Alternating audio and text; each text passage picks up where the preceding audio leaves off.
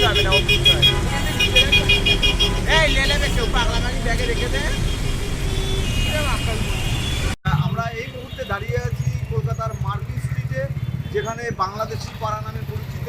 এবং এই বাংলাদেশি পাড়া, যেখানে খাওয়া দাওয়া হোটেল থেকে শুরু করে খুব রিজনেবল প্রাইসের মধ্যে কিন্তু বাংলাদেশিরা আসেন, তারা উপভোগ করেন এবং কেনাকাটিও করেন। সেই সাথে বিশেষ করে বাংলাদেশের বেশিরভাগ অংশই আসেন কিন্তু চিকিৎসা সেবা কার্যক্রম নিতে, এবং তার পাশাপাশি তারা বিভিন্ন পর্যটন স্থানগুলিতে তারা ঘুরে দেখেন এবং কেনাকাটিও করেন। কিন্তু সম্প্রতি যে ঘটনা ঘটেছে বা যে জটিলতা, বিশাল জটিলতা, সেই জটিলতার কারণে কিন্তু যে ব্যবসায় অনেকটা যারা এখানকার কলকাতার ধর্মতলা, নিউ মার্কেট এবং মার্কিন স্ট্রিটে যারা ব্যবসাদার আছে, হোটেল ব্যবসায়ীরা থেকে নিম্ন আয়ের যারা মানুষজন আছে, তারা কিন্তু একদম সংকটের অবস্থায় পড়েছেন। কারণ বাংলাদেশের পরিস্থিতি স্বাভাবিক হোক, এটাই তারা চাইছেন। এবং বাংলাদেশি না আসার কারণে কিন্তু অনেকের বিক্রি বেচা কিন্তু অনেকটাই কমে গেছে, এমনটাই জানাচ্ছে।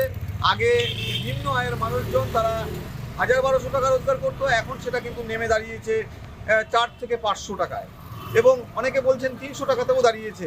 এই সার্বিক পরিস্থিতির মধ্যে দিয়ে যে টানাপোড়েন, সেই টানাপোড়েনের মধ্যে কিন্তু ভারতবর্ষ এবং পশ্চিমবঙ্গের যে পার্শ্ববর্তী বাংলাদেশ, সেই রাষ্ট্রের যারা নাগরিক আছে তারাও কিন্তু বলছেন যে বাংলাদেশের পরিস্থিতি স্বাভাবিক রয়েছে এবং এখানেও কিন্তু স্বাভাবিক পরিস্থিতি রয়েছে। এই ছিল আমার কাছে কলকাতার মার্কিন স্ট্রিট থেকে সর্বশেষ তথ্য। কমল দত্ত, কলকাতা, এসএটিভি। রেখে দে।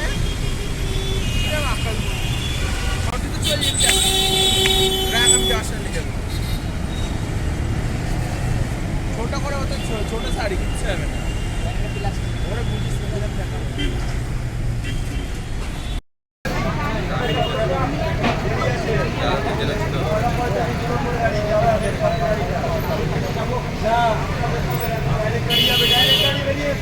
গাড়ি